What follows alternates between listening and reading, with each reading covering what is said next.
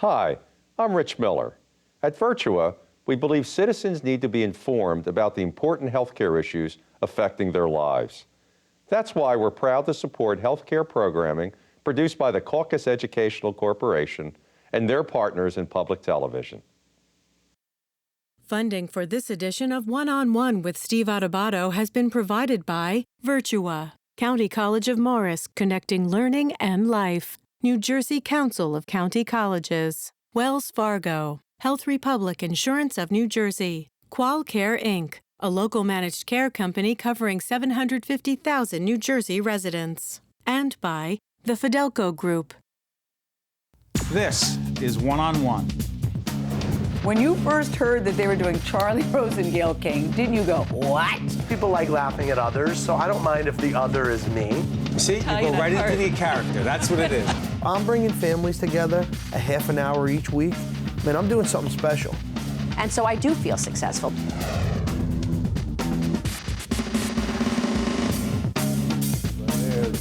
High five and slap it. Hi, I'm Steve Adubato. It is our honor to introduce a Renaissance man.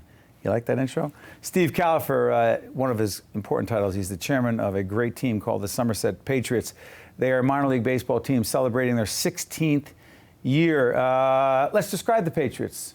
Founded in 1998, 5 championships, TD Bank Ballpark, Somerset County. Sparky Lyle, our manager for 15 years. Former Yankee great. Former Yankee great, and he's now manager emeritus of the team.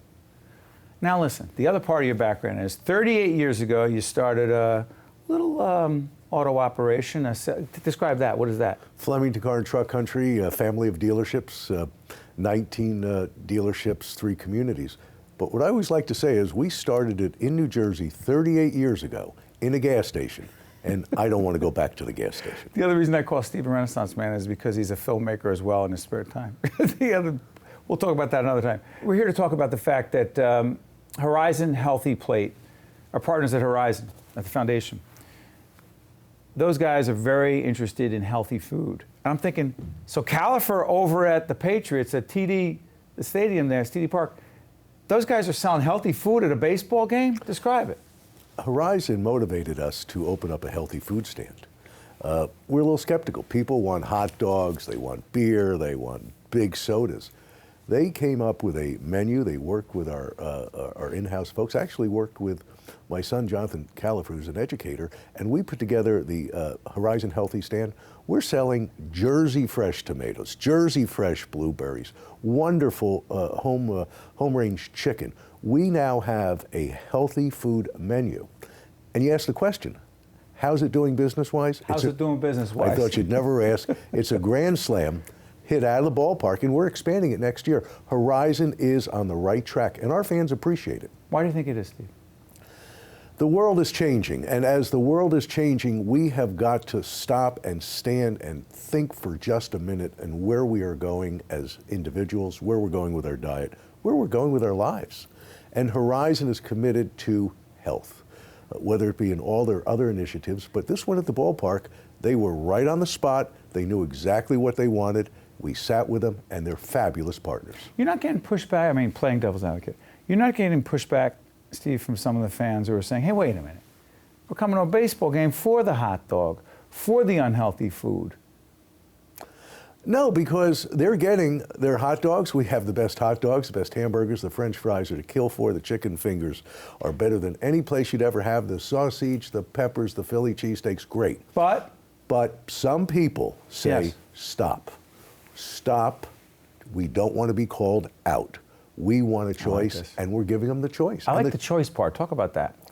Choice is everything in the world, and people can either go to the left of the healthy food stand or go right to the healthy food stand, and people are making a conscious choice because remember, it's a captive audience for 3 hours, a baseball game or a football game.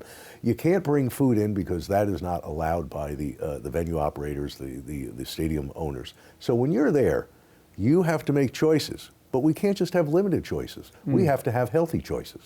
Talk about the success of the team because some of the numbers are pretty amazing. Draw 5,300 fans per game, 360,000 fans per season. And there are a lot of baseball teams. You and I both know those teams. minor league teams that have not had that track record. Some don't even exist anymore, if you will. What's the secret? The Somerset Patriots playing at TD Bank Ballpark are about consistency. They're about providing the fan experience in a clean, safe, affordable family entertainment environment. What happens with a lot of venues, everybody's very excited when it opens up.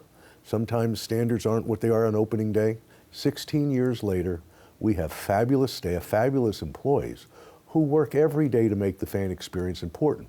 And what we're really excited about, we are the only minor league baseball team in the United States that takes no public subsidy. Somerset County is our partners. We pay all the debt service, all the principal and interest. Not $1 has ever been subsidized.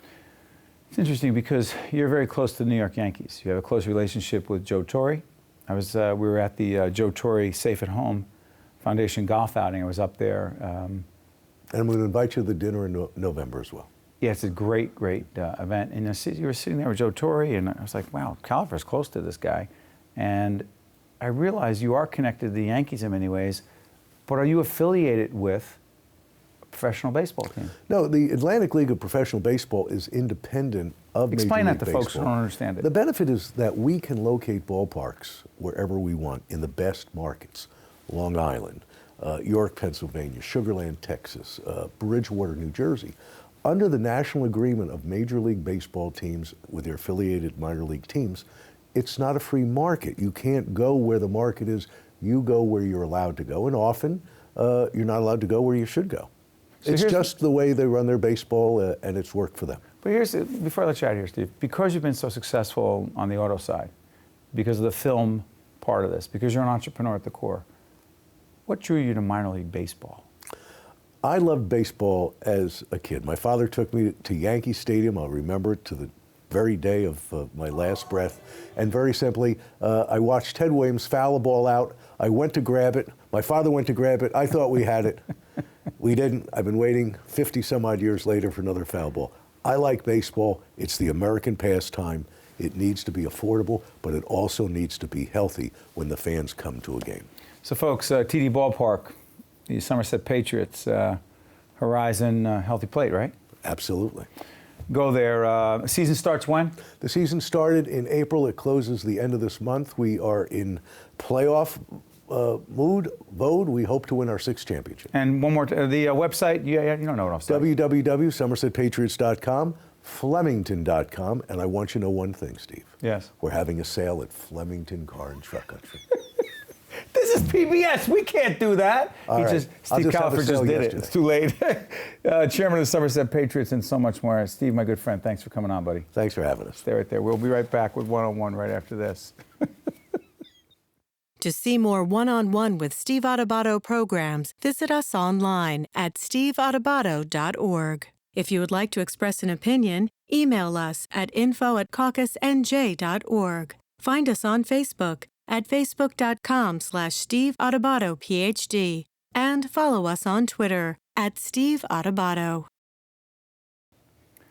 Bakari Lee is the chairman of the New Jersey Council of County Colleges. Good to see you, sir. Thanks for having me. I appreciate it. We've been working with you and your colleagues for a while talking about county and community colleges. You've got an interesting connection to this these are two-year schools. These are two-year schools. What's your connection? My connection to county colleges is that I'm the chair of the New Jersey Council of County Colleges. I began in that role purely by happenstance. I actually walked past the county college, my local county college, Hudson County Community College. You're an attorney by trade. I am an attorney by trade. I got onto my county college by virtue of representing the general counsel to the Hudson County Improvement Authority, who also happens to be the chair of Hudson County Community College.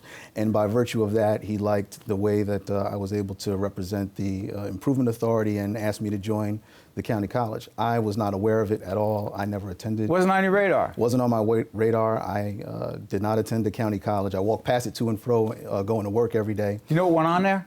I didn't know anything about it whatsoever. It was completely not on my radar, Steve. And I had the opportunity to serve. I just kind of threw myself into it and attended meetings and tried to learn and fell in love with the mission of community colleges.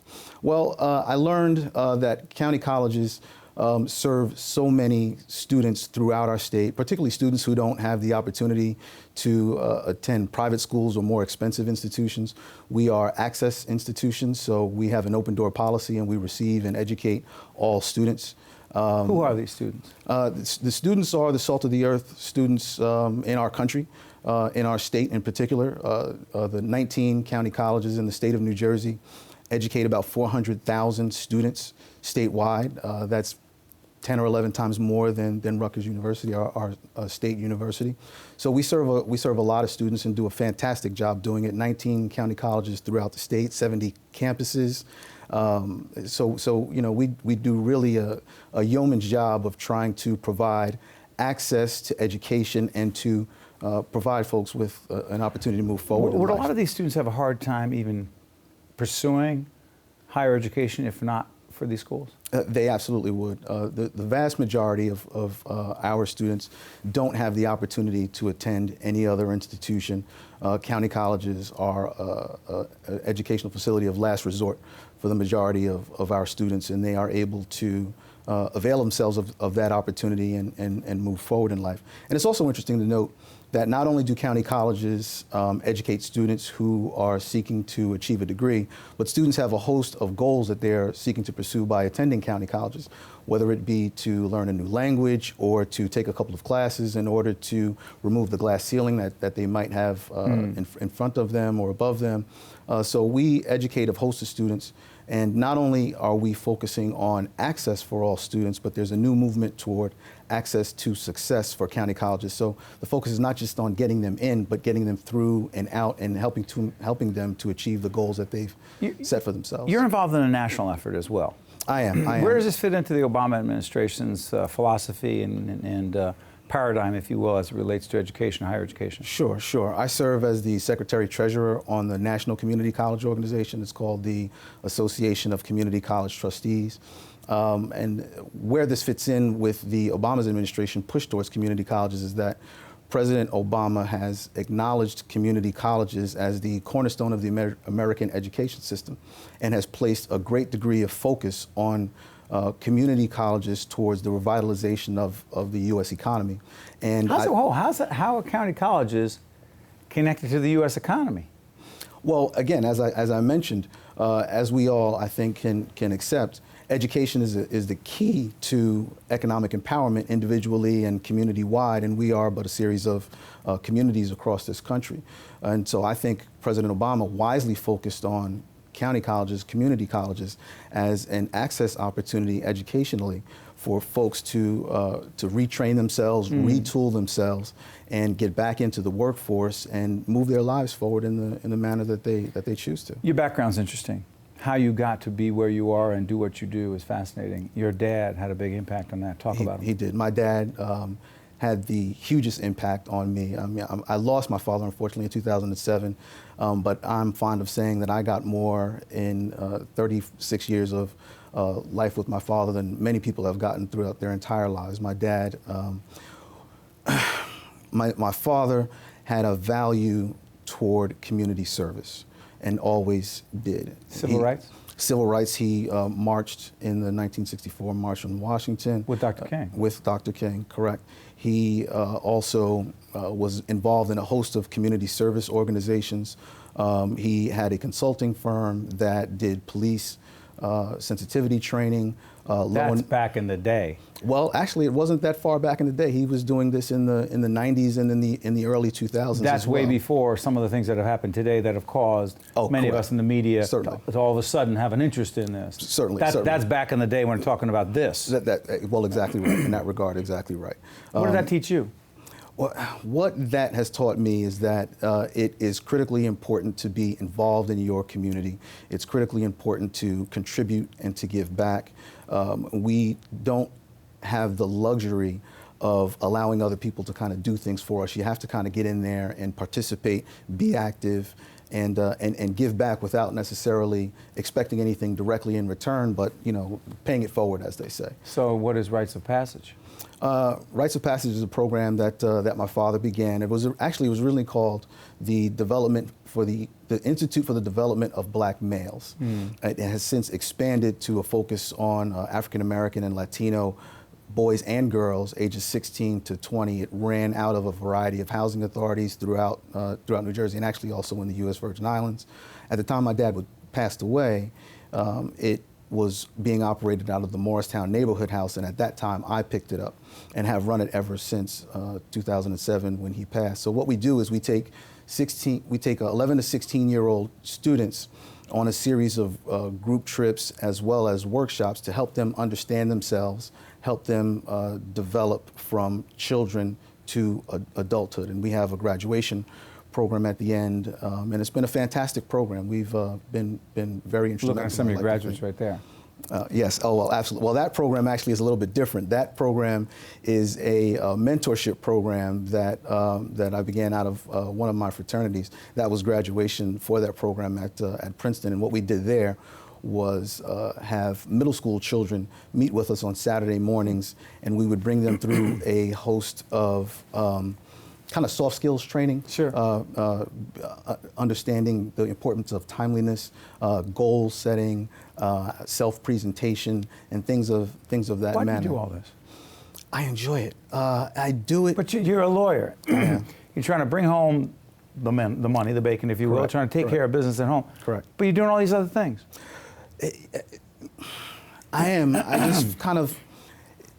naturally propelled to do it by the way I was raised. Is it what your dad would expect from you? It's what my dad would expect, and sometimes I find you just look up and you're already doing what you were attuned to do without even realizing it. Yeah. And as I said, it's something that I do enjoy. I probably wouldn't take it on so much if I didn't enjoy it, but it's become very, very natural for me. And being the chairman of the New Jersey Council of County Colleges is a big part of that world. It is indeed. As I mentioned, the state of New Jersey and county colleges in the state of New Jersey educate a lot of students, and I think that we play a critical role in being part of the economic engine of this state.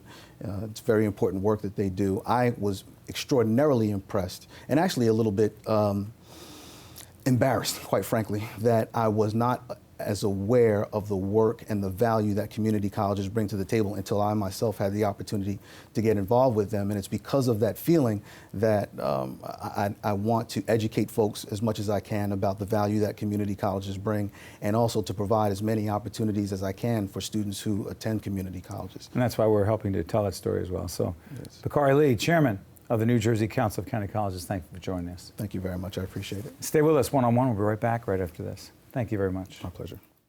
To see more one-on-one with Steve Adubato programs, visit us online at steveadubato.org. If you would like to express an opinion, email us at info@caucusnj.org. Find us on Facebook at facebook.com/Steve Adubato PhD, and follow us on Twitter at Steve Adubato.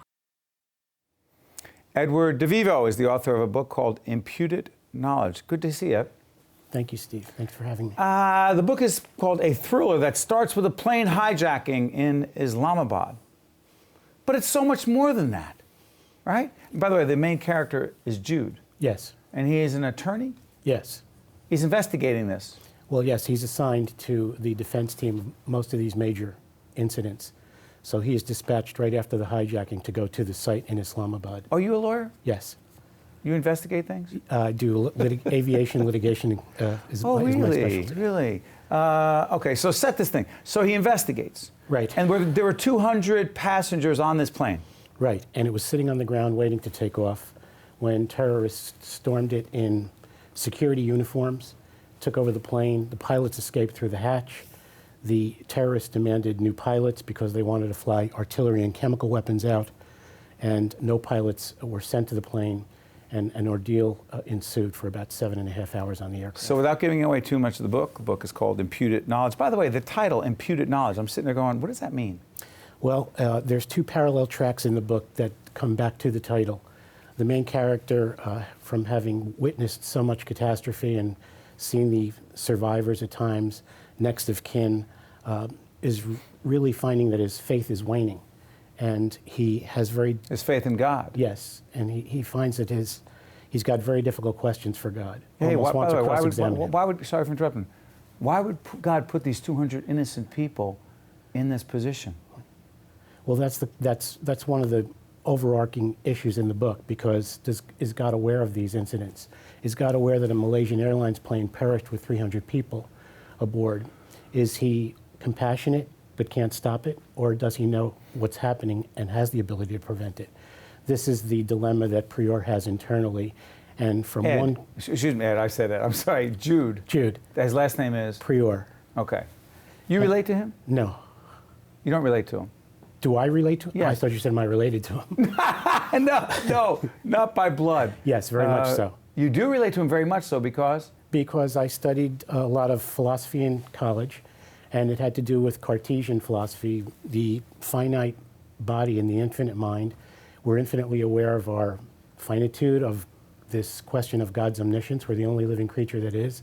Yep. And then I started working on these catastrophes, and the two things sort of melded together and became the book. Yeah. Now, you came to us through a mutual friend. Did Yes. you not? Yes. My childhood idol. Yes. Who was the childhood idol of a lot of people. Rick Cerrone, who was a great baseball and football player, played for the Yankees later on, was a senior when I was a freshman at Essex Catholic High School, run by the Irish Christian Brothers in Newark, New Jersey. You know the school? Yes, I was a teammate of Rick's as well. Rick, in the off seasons, just stayed in shape with fencing, whereas I was struggling to learn it. Yeah, he was a great fencer as well. Fencer. So Rick called me and told me about you, right? Why do I mention it? I mention it because we were trained by the Christian Brothers, and we went to Catholic school, and they taught us an awful lot about faith, and that impacted you in terms of your worldview of religion? I don't think at that time it did. Really? But when I came out of college and started working on these incidents, I had a deep personal interest in just the questions, who is God? What does he know, or does he not know? And so I just started researching and reading a lot of analysis of Scripture. I've been doing that for some 30 years, really as just a hobby, something that I'm Hold on, but you're a lawyer on one side. Yes. And you get this whole other thing going on. Yes. Do they conflict? They do, and that's the dichotomy in the book. Your logic takes you to certain questions that logic and reason can't answer. And so you turn to faith. And this is the central issue in the book. Does faith take over when reason can't answer the questions? Have you answered it? No. I'm still on my journey. Hold on, Ed. The rest of us are sitting there saying, Ed, you've been on this journey for all this time, and you know a lot of people are saying, so Ed, what do we do? And you say what? Go on your own journey? No, you apply reason as far as it will take you. Pope John Paul II said that your faith must be a thinking faith. It cannot be a not faith, blind? Not blind. Why you not? must ask the difficult questions because you need to push the limits and learn as much as you can. And at the end of the day, you may not have the answer through faith, but reason and faith go hand in hand. One has to lend to the other. Sometimes one has to surrender to the other when faith can't answer questions that reason can, and vice versa. So Pope John Paul II was very big on the fact that faith and reason are really the two wings on which the human spirit soars to the truth. That's one of his favorite. People buy your book, Imputed Knowledge. They read it. What would you like them to take away from it? Thinking, maybe just briefly, taking pause from what's in it to think about innocent suffering. Innocent suffering? Yes, because that is largely what takes place in the book. People on these aircrafts, people who are subject to in-flight explosions. In a heartbeat, the randomness of calamity takes over. Children and who are suffering and die and are tortured and have done nothing to deserve any of it. Right. That's part of it. Yes. Does God know, or is God so compassionate he would stop it if he could, but he's not all-powerful? And I think, at least for me, it becomes a question of who is the God you want to believe in? Is he all-merciful, or is he all-powerful, but they seem mutually exclusive? I'm going to try this on you, because, you know, we were forced to study philosophy at Essex Catholic, and later I went to Iona, which is another Christian brother school, so there was more philosophy, more religion. And I'll just throw this at you. I remember reading St. Francis and a whole range of other religious leaders, let's just say, and then they were tied to other philosophers who are not tied to Catholicism. And I remember just coming up with more and more questions, and my head started to hurt. At a certain point, you say, my head hurts. I can't do this anymore. I'm looking for some simple answers. Do you actually say, hey, wait a minute, there are no simple answers? There are no simple answers, but I think you have to continue the journey. You have to continue to ask the difficult questions of yourself and determine what it is you do believe in. Not so much do you believe in God, but who's the God, what's his character, who's the God that you want. And does it matter what faith you are? No, I think it applies to all religions. Yes, I think. And so for those who are of certain faith who say, I know exactly what my God wants me to do. My God wants me to kill certain other people because that's what my God wants. I know, I heard from my God directly, you say? I say that's a form of blind faith, where the questions haven't been asked, where reason has not been implemented to try to assist in lending to a stronger faith. It's also dangerous, isn't it? Yes, it can lead to total indifference, nihilism. I don't care about anything. What's the difference? We're all going to die. So reason taken to an extreme without faith sort of keeping it in check could lead to that kind of attitude. You take the questions to the logical extension and reason simply can't answer them. That's where faith becomes important. Prayer becomes important. And Pope Francis wants us to question as well. Yes. One of the things I like about him. But Pope John Paul II, St. John Paul II now, was very big on this issue because there was an assassination attempt on his life.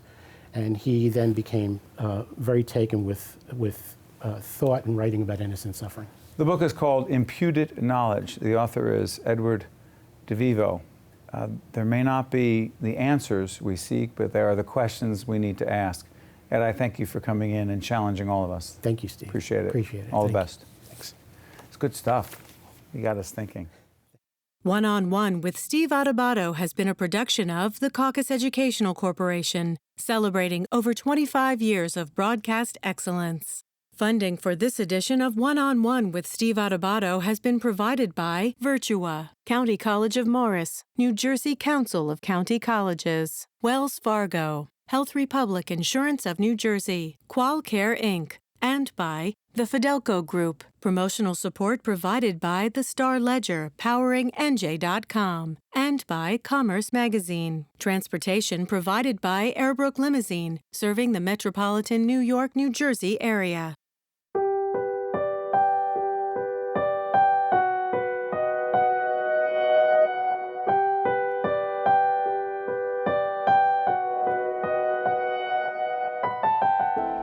Some things were never meant to be cut.